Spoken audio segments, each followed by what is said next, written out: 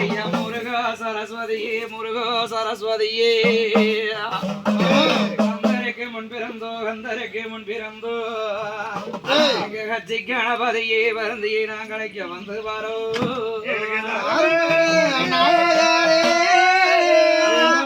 பிள்ளையாரே வேண்டும் வாரோ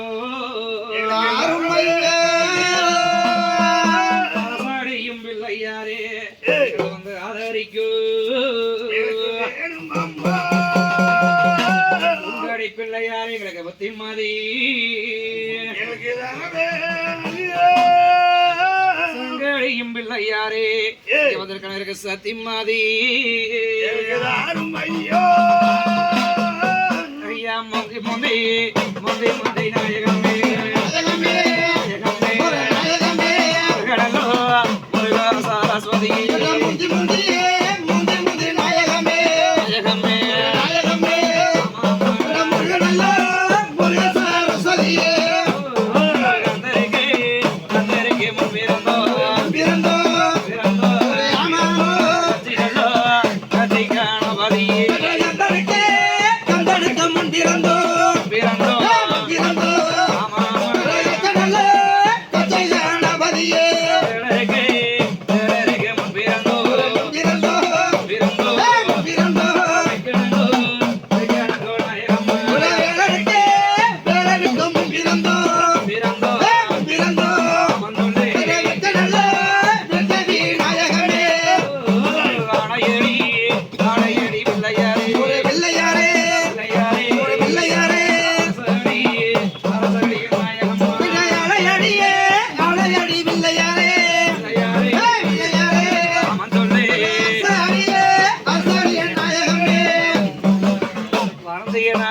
இங்க வந்து வாரோ நாளைக்கோ குதிச்சோடி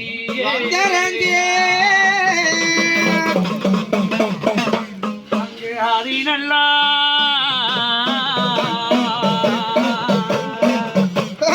ஆதி கருமலையோ கருமலையோ கருமலையோ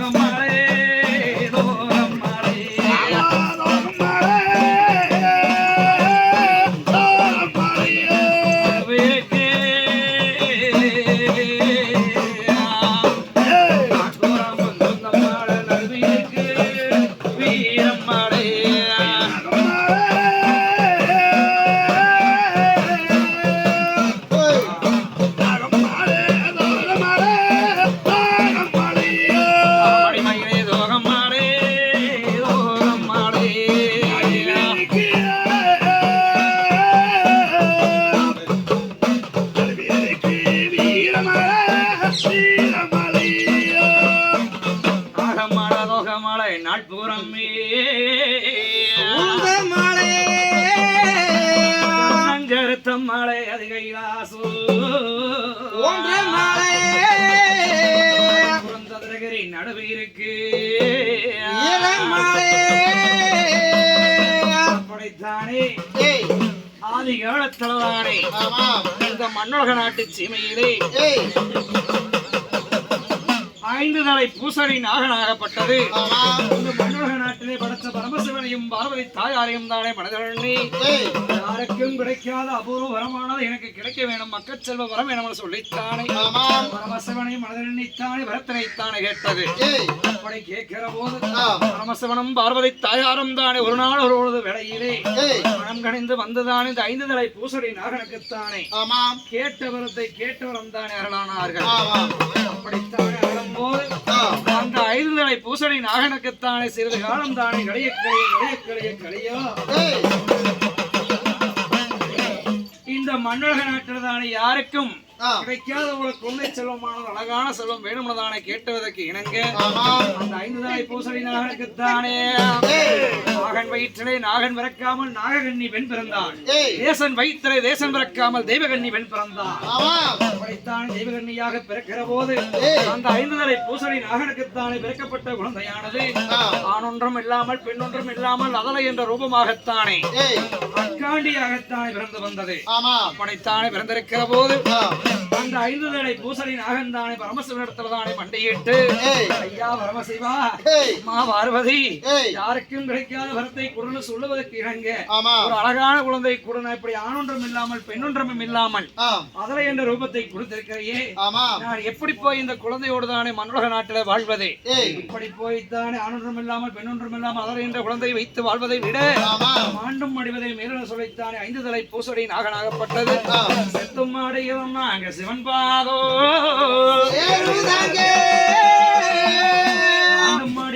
அங்க மண்மேலே கதை இப்படி இருக்க சிறிது காலம் தானே கலைந்து வரும்போது அந்த ஆணொன்றமும் இல்லாமல் பெண்ணொன்றமும் இல்லாமல் இருக்கக்கூடிய அதலை என்ற ரூபத்தில் இருக்கக்கூடிய 5 தலை பூசணி நாகனாகப்பட்டது. அந்த அக்காண்டி தாயாகப்பட்டவள் பரமசிவனைத்தானே மலனெண்ணித்தானே பார்வதி தாயாரை கூப்பிட்டு அழைக்கிற போது பாதி பேர்த்துக்கும் தானே வரத்தைத்தானே அந்த இடத்துல தரிசனத்தை தானே கொடுத்தார்கள். அப்படி கொடுக்கிற போது ஐயா பரமசிவா அம்மா பார்வதியே என் தாயார் தானே யாருக்கும் கொடுக்காத வரத்தை கொடுன்னு சொல்லியதுக்கு இணங்க இப்படி ஒரு கோலத்தை தானே கொடுத்திருக்கிறையே இது எப்போ எனக்கு சாம விமோச்சனம் ஆகும்னு சொல்லி கேட்கிற போது பரமசிவனும் பார்வதி தாயாரும் சொன்னார்கள் பூசணி நாகனே அக்காண்டி எம்மனே இந்த மண்ணுலக நாட்டில் தானே நாகமல தோகமல நாட்புறமும் சூழ்ந்தமல நடுவிற்கும் வீரமல காலகத்தில் 90 வித்தல கம்பத்தை தானே உண்டு பண்ணி தானே சில காலம் தானே நீ தவம் புரிந்தவா. அப்படி தவம் புரிந்து வரும்போது ஒரு நாள் ஒரு வேளை பொழுதுதானே இந்த கலியுகத்திலே மண்ணுலக நாட்டிலே தாராள குலத்தில் பிறந்த வேளாள கோத்திரத்துக்கு பொன் மேடைக்குண்டானே அதிபதியான 2 மக்கள்கள் தானே பிறப்பார்கள். அவர்கள் குழந்தான் ஒரு தங்கையாகப்பட்டவள் தானே பிறந்து இந்த மண்ணுலக நாட்டில் தானே ஆட்சி பரிவாரம் செய்து வருவா. அப்படி ஆட்சி பரிவாரம் செய்து வரும்போது அவர்களுக்குத்தானே வயது 16 வாலிபங்களோ 90 தானே ஆயுட்காலமானது இருக்கும். அப்படி வயது 16 வாலிபங்கள் 90 முடிகிற போது இந்த வீரமல கானகத்தில் தானே பட்ட படகளத்தில் தானே வீர போர் செய்து வீர படகளமாகத்தானே மாண்டும் அடைவார்கள். அப்படி மாண்டும் அடைகிற போது அவருடன் பிறந்த தங்கை ஆகப்பட்டவள் தானே அன்னம்பட்ட படகளத்தை பார்க்க வேணுமே என்று இந்த ஐவனங்கான சோழையர் தானே உன்னை தேடித்தானே வருவா. அப்படி தேடி வந்துதானே அந்த பெண் உன்னுடைய பாதார விந்தத்தை தானே கட்டி அழுகிற போது அந்த பெண்ணினுடைய கண்ணீர் துளி எப்ப வந்து உன்னுடைய பாதார விந்தத்தில் விழுகிறதோ அப்ப உனக்கு ஆணொன்றமும் இல்லாமல் பெண்ணொன்றமும் இல்லாமல் இருக்கக்கூடிய அதலை என்ற ரூபமானது மாறி முழு பெண்ணாக மாறி பெரிய காண்டி யமனாகத்தானே காட்சி தருவாய். அது வரைக்கும் அந்த வீரமலைகளானது 90 அடிகள் கம்பத்தை தானே உண்டு மணி தவம் இருந்தவாமான சொல்லித்தானே பரமசிவன் வரத்தை கொடுத்தான். அப்படி வரத்தை கொடுக்கிற போது ஐயா பரமசிவா வரத்தை கொடுத்துட்டீங்க, அதே பிரகாரம் நானும் போய் தவம் புரிய போகிறேன்.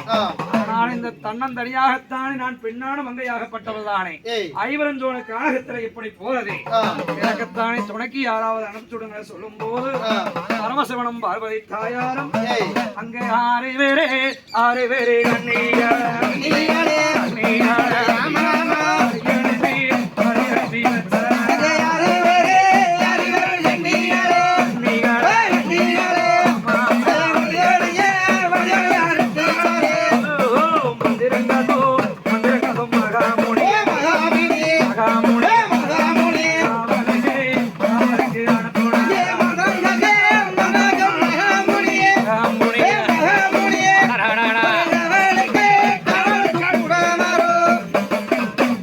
ஆறு கண்ணி பெண்களையும் தானே மகாமணி இருவாதி விரலையும் தானே அனுப்பி வைத்தார்.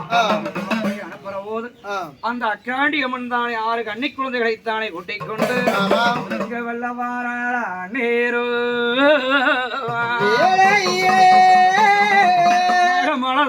மழை அண்ணா அண்ணா அண்ணா வீரக வீரம் மழை அண்ணா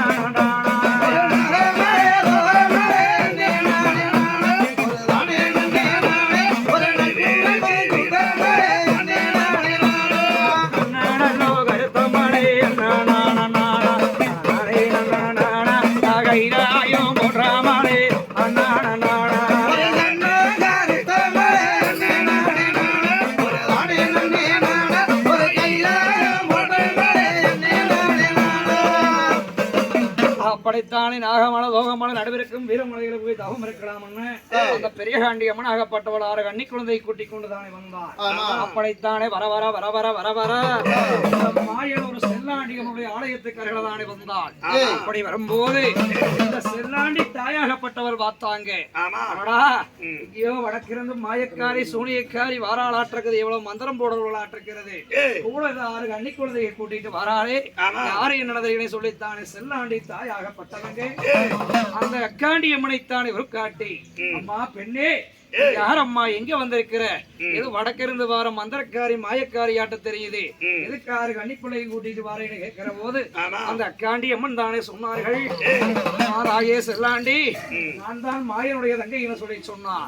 அப்படின்னு சொல்லும் போது நீ மாயனுடைய தங்கைன்னு சொன்னா நான் ஆரம்மா, நான் தான் மாயனுடைய தங்கைன்னு சொல்லி செல்லாண்டி தாயாகப்பட்டவள் சொல்லும் போது வாதி வேர்த்துக்கும் தானே போட்டியானது ஏற்பட்ட சண்டை சச்சரவு தானே வந்து விட்டது. நீ மாயனுடைய தங்கையா நான் மாயனுடைய தங்கையான சொல்லி பார்த்து விடலாம், யாரும் மாயனுடைய தங்கைன்னு சொல்லித்தானே என்ன விதம் மருகதன்னா போட்டியான ஏரோ தாயே செல்லாண்டி நீதானே கரகத்தை உண்டு பண்ண பொன் கிரகத்தை, நான் மண் கிரகத்தை உண்டு பண்ணுகிறேன். பொன் கிரகம் மண் கிரகத்தை தானே உண்டு பண்ணி இந்த காவிரி ஆற்றங்கரையில் தான் விடலாம். அப்படி விடுற போதே இந்த 7 ஆறுகளையும் தானே கடந்து வந்து சமுத்திரம் முழுவதும் தானே சுத்தி வந்து யார் கரகம் தண்ணீர் தானே மூழ்காமல் தானே நிலைநிறுத்தி நிற்கிறதோ அவள் தான் உயர்ந்தவள், அவள் தான் மாயனுடைய தங்கைன்னு சொன்னார். அதே பிரகாரம் தானே அந்த ஆத்திர தானே கரங்களை விடும்போது 3 முறை விடும்போதும் தானே கரங்கள் தானே சுற்றி வந்து அந்த பெரிய காண்டியம்மனுடைய மண்கரகம் தானே தீர்த்தமாடி நிலைத்து நின்றது. ஆனால் செல்லாண்டியம்மனுடைய பொன்கிரகமானது தீர்த்தமாடி நீரில் தானே மூழ்கித்தானே போனது. அப்பத்தானே பார்த்தார்கள், செல்லாண்டி தாய் சொன்னாங்க நீதான் மாயனுடைய தங்கை, நான் மாயனுடைய தங்கை சொல்லும் போது அக்காண்டியம்மன் சொன்னார்கள், அம்மா நீயும் மாயனுடைய தங்கை தான், நானும் மாயனுடைய தங்கை தான். ஆனால் நீதானே கலியுகம் முடியும் வரையிலே மாயனூர் காவிரி ஆற்றங்கரையில் தானே எல்லையில் தானே இருந்து வர மக்களுக்குத்தானே அருள்பாலித்து வாம்மா. ஆனால் இந்த கலியுகத்தில் தானே சிறிது நாட்கள் தானே அந்த வீரமல காட்டல தானே 90 அடிகளோட கம்பத்தை தானே உண்டு பண்ணி வெண்முடியின் ஜோங்களை தானே கடும் தவா நிலையைத்தானே நான் இருக்க போகிறேன். அதனால அங்கிருந்து நான் மக்களுக்குத்தானே அருள்பாலித்து தானே வருகிறேன். இங்கிருந்து பார்த்துக்க சொல்லிவிட்டு 6 பேர் கன்னிகளை கூட்டிக் கொண்டுதானே என்ன விதம் மாறான நேரோ அங்கே 6 காவேரியா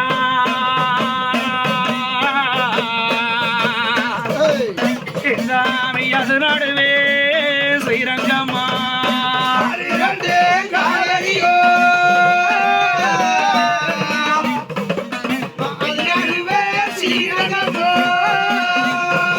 கொள்ளிடம்மா காவேரியா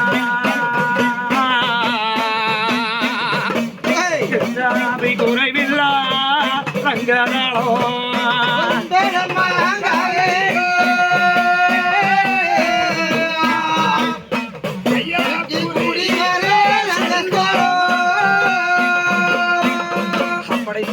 காவிரி ஆற்றங்காரையெல்லாம் தானே கடந்து நாகமலை லோகமலை நாவிரட்டம் சொந்தமலை வீரமலை கானகத்துல தானே வந்திருந்து கம்பத்தை தானே உண்டு பண்ணி வெண்முடியும் சோங்கள் தானே போய் கடும் தவாரலை இருக்க வேண்டும் என சொல்லி 6 கன்னி குழந்தைகளும் தானே மக்களை வைத்துக் கொண்டு மந்திர மகாமணியும் தானே காவலுக்கு வைத்துக் கொண்டு அந்த வெண்முடியும் சோங்கு தானே ஒரு சர்க்கத்துல தானே தவமானது புரிந்தாள் அக்காண்டியம்மன். இந்த கதை தான் இப்படி இருக்கு.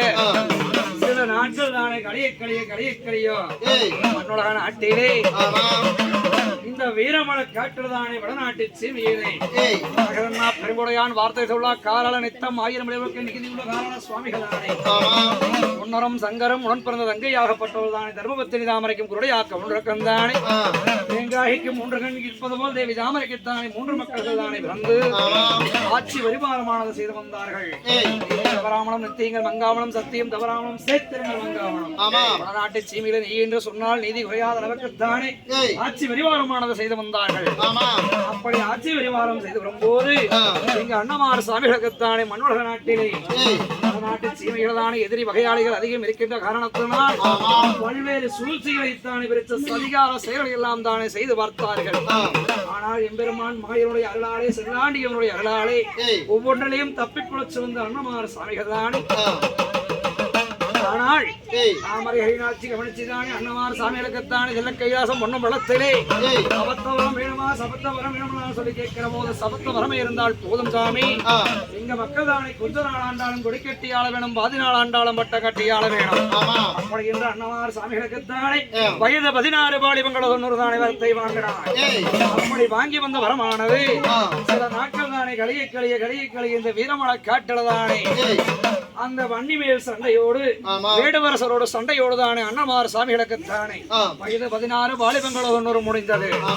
அப்படி முடிகிற நாளிலே எம்பெருமான் மாயவன் இதுவரைக்கும் தானே காராள மக்களுக்குத்தானே உறுதுணையாக வந்த எம்பெருமான் மாயவன் நம்ம மக்கமாருக்குத்தானே வயது 16 வாலிபங்கள் 90 முடிந்து விட்டது, மேலும் பூலோகத்தில் விளக்கு இடமில்லை என சொல்லித்தானே இதை பிரித்து கொண்டு போய்த்தானே தேவலோகத்தில் சேர்க்க வேண்டும் என்று எம்பெருமான் மாயவன் அந்த வேடுவரசர்களுக்கும் தானே காளிமன்னர்களுக்கும் தானே துணை போய் இந்த கோடவெளி சேகருடைய உயிரை எடுக்க வேண்டும் என சொல்லி அந்த வேடுவரச சண்டையில்தானே அந்த எம்பெருமான் மாயவர் தானே அங்கும் மல்லிகை பூக்கள் கொடுத்து